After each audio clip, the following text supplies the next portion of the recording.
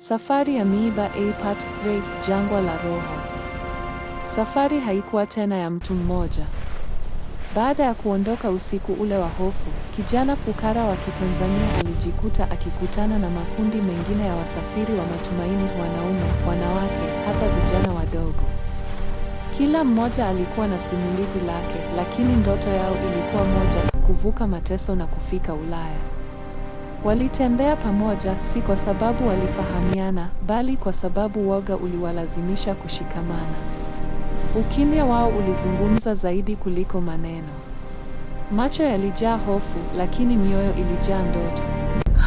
Hatua chache mbele, dunia ilibadilika. Walijikuta ndani ya jangwa refu lisilo na mwisho, ardhi ya moto, upepo mkali na kimya cha kutisha. Jua lilikuwa kama adui, likiunguza ngozi, macho na matumaini. Siku ya kwanza walivumilia. Siku ya pili, maji yakaanza kupungua.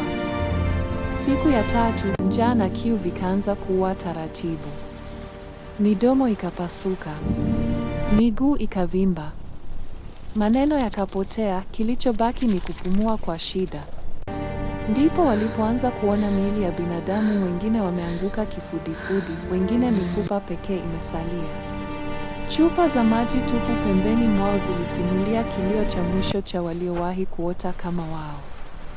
Hapo ndipo ukweli ulipoingia moyoni. Sio kila anayeanza safari hii hufika mwisho.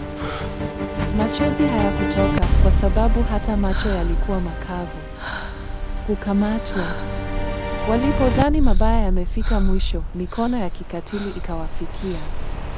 Walizuiliwa, wakafungwa, wakasukumwa kama mifugo. Safari ya ndoto ikageuka kuwa gereza la mateso. Ndani ya lile gereza, giza lilitawala. Kilio, maumivu, vipigo na kelele za kukata tamaa vilijaza hewa. Wengine walipoteza akili.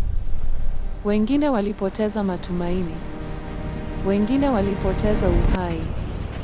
Kijana wetu alikaa kimya akijiuliza, je, ndoto yangu ilikuwa kosa?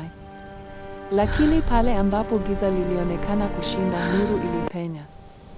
Si mwanga mkubwa, bali mwanga mdogo uliotoka juu ya paa la gereza.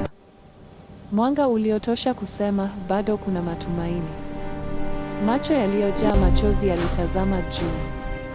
Mioyo iliyokuwa imevunjika ikapiga tena. Ndani ya mateso, imani ikazaliwa upya. Safari haikuwa imeisha. Ilikuwa ndiyo inaanza kwa gharama kubwa zaidi. Ili kupata mwendelezo wa sehemu ya 4, tafadhali subscribe channel yetu ya Itsgate, like, comment na share video hii. Asanteni sana.